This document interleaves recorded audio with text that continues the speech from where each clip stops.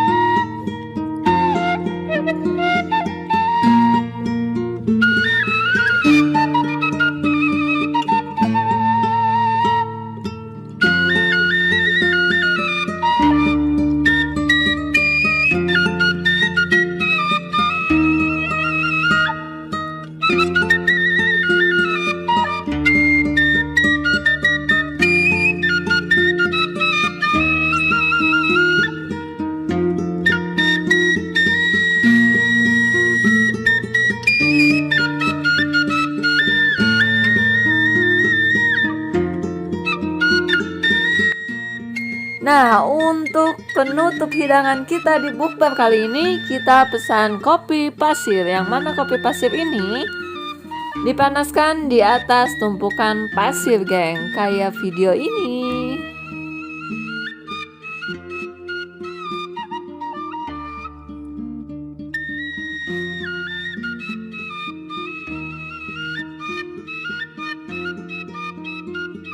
Wow, terang, akhirnya kopinya udah jadi, gengs. Kita coba tuangkan aja. Penasaran mau tahu seperti apa sih enaknya kopi pasir ini ya? Dan bisa dilihat dari videonya ya. Ini tuh kopinya kopi hitam dan ini udah ada gulanya yang sudah dicairkan. Tinggal kita tambahkan gula secukupnya. Terus udah gitu kita aduk rata ya, biar si air gula dan air kopinya menyatu. And then kita langsung cobain aja.